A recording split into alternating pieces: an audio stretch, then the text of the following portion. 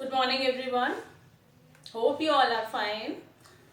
Again, I am here in your science period.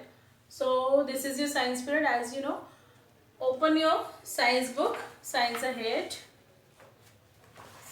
Science book, Science Ahead. Open page number 31.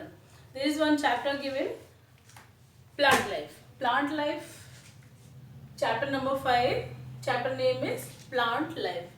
As the name indicates, plant life, it means you have to study about the entire life of the plant. In this chapter we will go through the plant life. Okay children, you must have studied about the parts of the plant in the previous classes also.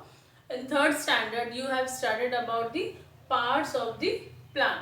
Parts of the plant is the entire body of the plant is divided into roots, stem, leaves, flowers, fruits and seeds.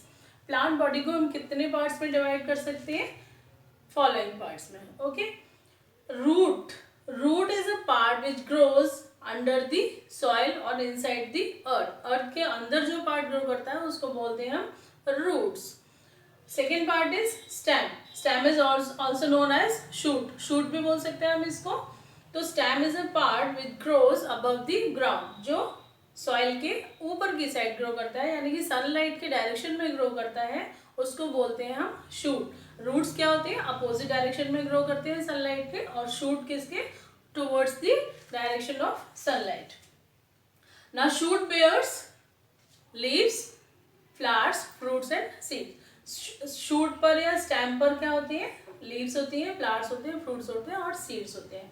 Shoot may be branched और unbranched. Sometimes single branch is there and sometimes many branches are there. Depend करता है कि plant कैसा है. तो shoot में division भी हो सकता है और सिंगल स्टेम भी हो सकता है प्लांट कोई भी. Leaves are the green part of the plant, और leaves perform photosynthesis. Photosynthesis process होता है किसमें? लीव्स में. फोटोसिंथेसिस सबको पता है. Photosynthesis is the process by which plants prepare their own food. तो लीव्स क्या होते हैं? हाँ, फोटोसिंथेसिस का ग्रीन पार्ट होता है. उसके बाद फ्लावर्स किस में कन्वर्ट होते हैं? थोड़े टाइम के बाद में फ्रूट्स में, and then fruits give seeds. Seeds are edible part of the plant. Now come to the main topic of this chapter. How do plants reproduce, or how do plants increase in number?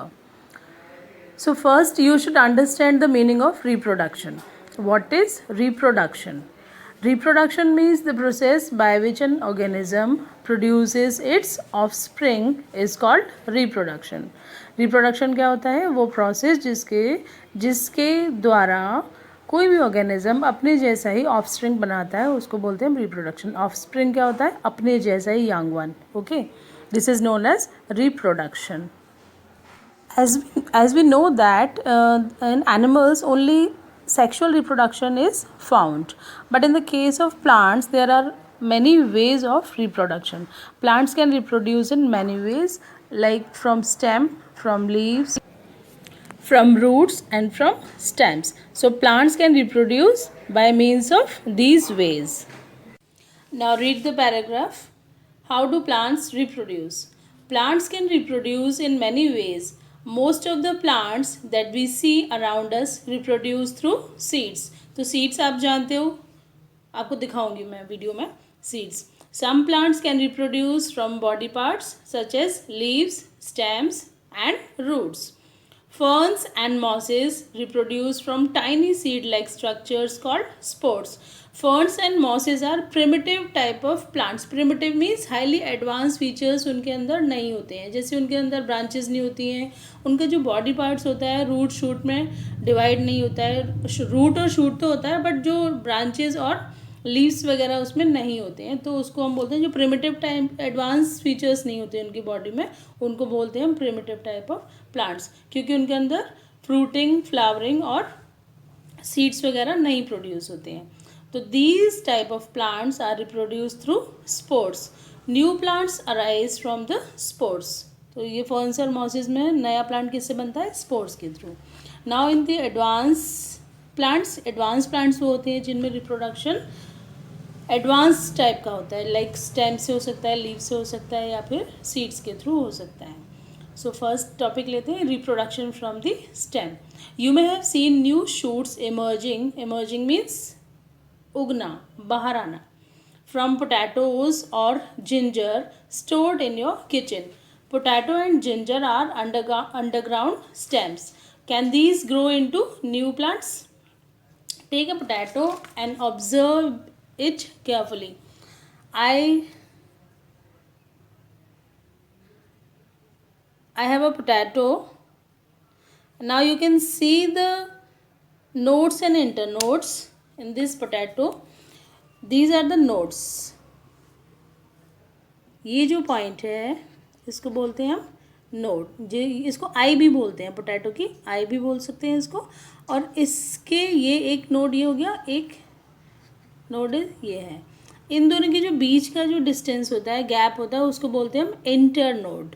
तो अगर इस node को यहाँ से cut किया जाए, जिसमें potato को अगर कट किया जाता है और उसके बीच में यहाँ पे जर्मिनेशन भी आपको दिख रहा है थोड़ा सा, कट करने के बाद में हर पार्ट में अगर एक नोड आता है तो वहाँ से उसमें ग्रोथ होना स्टार्ट हो जाती है, यानी कि न्यू प्लांट वहाँ से जर्मिनेट हो जाता है. आप देख सकते हैं इसमें कई जगह पे जर्मिनेशन भी हो रहा है, इसमें हल्का हल्का सा, थोड़ा थोड़ा.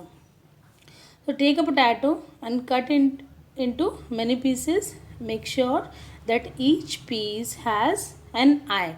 Eye किसको बोला है हमने? Nodes को eye बोलते हैं. ये सब eyes हैं. Plant these pieces in damp soil and watch them grow. अगर आप इनको damp soil में कर देते हो, place कर देते हो आप इसको, तो ये each node will germinate into a new plant. And just like the potatoes, the ginger plant grows from buds. Ginger plant किससे grow करता है? Buds के through.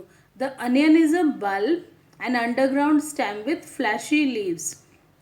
New plants grow from onion bulbs. प्याज आपने देखा होगा, प्याज के जो बॉटम में एक वाइट कलर की जो रूट्स निकली रहती है, उससे भी एक नया अनियन ग्रो कर सकता है, उसको बोलते हैं बल्ब, प्याज को.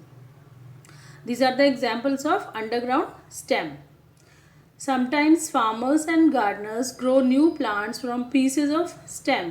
These pieces have one or two buds on them and are called stem cuttings. Rose, hibiscus, bougainvillea, sugarcane and crotons can be grown from stem cuttings. Rose plant में आपने देखा होगा कि उसकी स्टेम कटिंग लगा देते हैं और वो न्यू प्लांट में ग्रो करने लगता है. हिबिस्कस गुड़हल को बोलते हैं, bougainvillea and sugarcane are the examples of stem cutting. Strawberry plants have long stems that run along the ground. These are called runners. New plants grow from the runners. तो कुछ plants ऐसे होते हैं जो grow करते हैं along the ground, और वो बीच बीच में जहाँ पर भी वो सॉइल के साथ टच होते हैं वहीं पर उनमें से नई रूट्स निकलना स्टार्ट हो जाती हैं और वो एक न्यू प्लांट्स में ग्रो करने लग जाते हैं. So these are the pictures of onion bulbs, stem cutting and runner. You can see.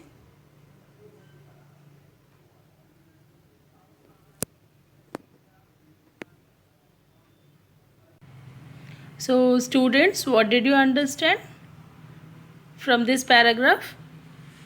Yes, we understood that some plants grow from stem cuttings.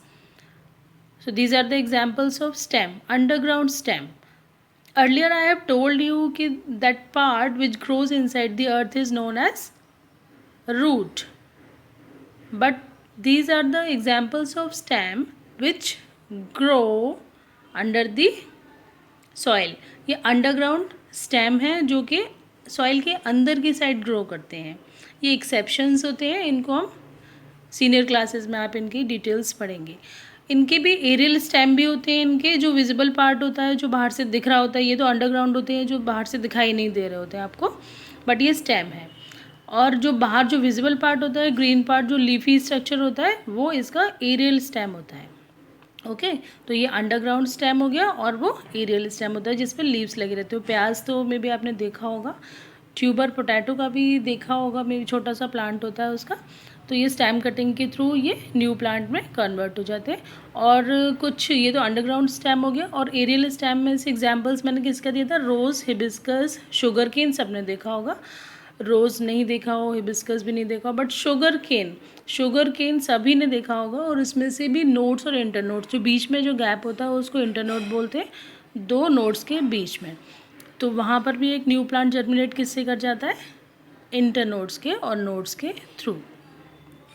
So I hope you all have understood the germination through